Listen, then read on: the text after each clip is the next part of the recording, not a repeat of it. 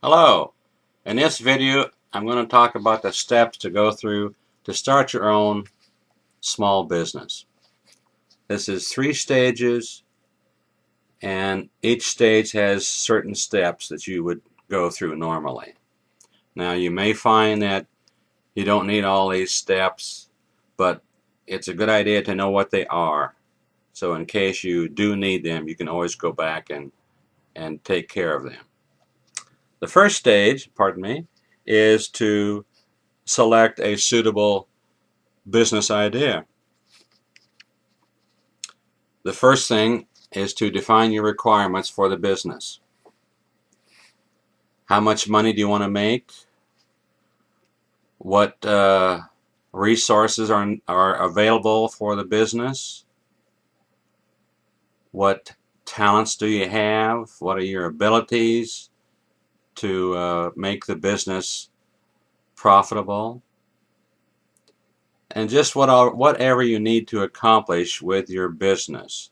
You may have short-term goals and long-term goals, but write these down. And then when you look for a business idea, you want to meet your requirements. The second step is to search for an idea for your business that meets your requirements. Now, where do you find ideas for your business? You can look in the yellow pages of your local telephone book.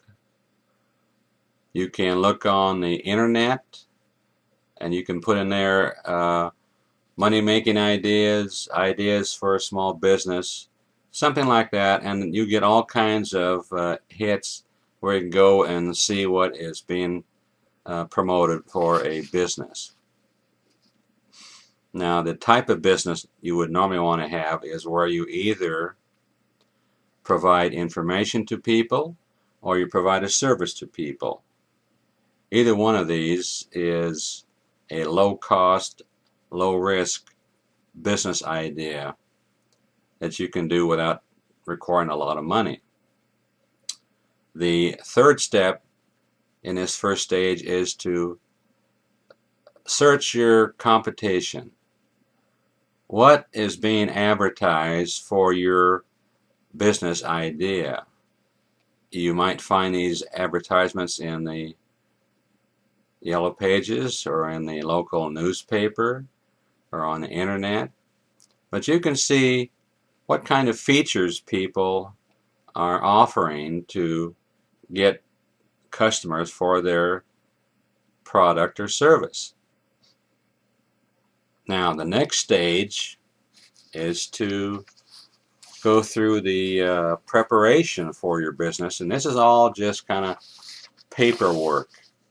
You're just seeing if you're going to be qualified to run the business, and it's not going to cost you much to go through all this paperwork.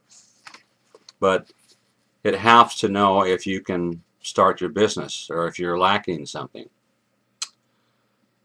So the first thing you want to find out is, what are the startup requirements for your type of business?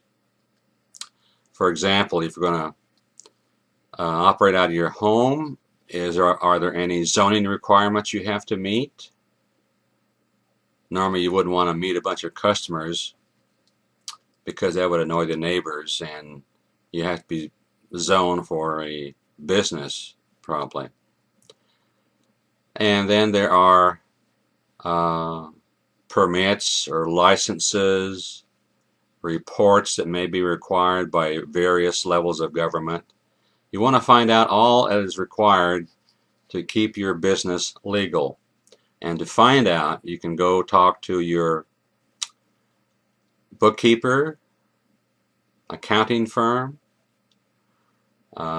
any friend that was in business, or maybe a retired business person. These would all know what you probably need. The next step is to plan your costs and expenses. And when you plan these, normally you want to keep these costs and expenses very, very low.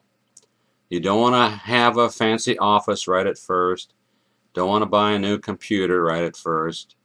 You want to have just very low expenses. You have to make do with what you have, because if you don't succeed in your business, you won't have much of a loss except for your own time and effort. And then you'll have experience besides that. Then we go into the stage where you have to start doing things that aren't just strictly paperwork. Some of these things might cost you some money. Okay, the first thing, for example, is to be sure you can produce your product, which would be your service or your products. Like if you might decide to sell low-cost recipes in a report, so you would make up this report before you start in your business. If you're going to do some kind of a service, you want to be sure you can actually do that service. You may need to get some experience by doing work for neighbors or friends at a very low cost, guarantee the results, and get the experience you need. If you have worked for a business and have skills, you might want to do that same kind of service in your own business because you already know how to do it. Then you want to set up a home office. You want to be able to talk to customers, record your transactions, file any reports to the government, that kind of stuff. And then you want to have some kind of accounting system. You have to keep track of your cash receipts and cash disbursements because you need that information for an income tax return. You might need information to report to some state or local government. You might need to collect sales tax on when you sell a product. So you have to keep records that are required both for your own information and to satisfy any governmental requirement. Then, right before you start in actual operations for your business, you want to be sure you have completed all of your startup requirements. You want to be sure you've met all government requirements. You have met any insurance requirements. You want to make sure that before you start doing business, you are legally qualified to start your business operations. Then, the next step is to actually start in your business operations. This is where you advertise your products or services, and you start to get customers to buy your products or services. You record these transactions. You make any reports that are required to the government, and you see how your business is doing. In other words, is your cash income more than your cash outgo? That's always what you want to have. Then, you want to improve your customer satisfaction, because the main ingredient of a successful business is to satisfy customers, to make a profit, and to enjoy yourself in your business. If you don't do those things, you're going to have a hard time in having a successful business operation. So when you make sure your customers are satisfied, it's much easier to make a profit. You can ask satisfied customers maybe for references to other people who might want to have your product or service. Then you might want to, after you have started in business, you're doing okay, your customers are satisfied, you have solved any problems that keep you from running your business efficiently. You want to then expand your business to the point where you are making the kind of profit that you want. And to do this, you find out ways to increase your sales and your cash flow. The cash flow is cash coming in and cash going out, and you always want your cash coming in to exceed your cash going out. Then, how do you increase your sales? Well, this assumes you have satisfied customers and you're delivering a quality product or service. You can expand your advertising budget. You can track down your most profitable type of customer and try to make more sales to those customers as opposed to customers that don't make much of a profit for you. And you can decrease any expenses that aren't really helping you in your business.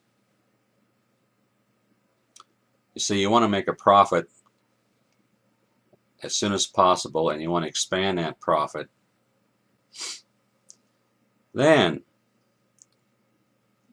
you have done it. You have got your business going. You've expanded that until you reach your goals for profit and so on. And from that point, you might decide on various ways to expand if you want to. And you could expand by hiring employees, which is going to be a big headache. Hire subcontractors to help with producing the product or service. There's various ways, but right now you should worry about just getting your own small business started, making it successful, and making a profit. Then later on you can worry about how to expand it beyond the easy ways. Okay, that's it for me. Now, one other thing that you need to have a business is to increase your personal empowerment, because it's a tough road to hoe to start your business and operate it to a success. You can look at the video called Magic Success Secrets in the same channel, and they will help you become successful as a person and be able to take on the rigors of having your own business. So, I hope you enjoyed this, and I hope you look at my other videos. Thank you.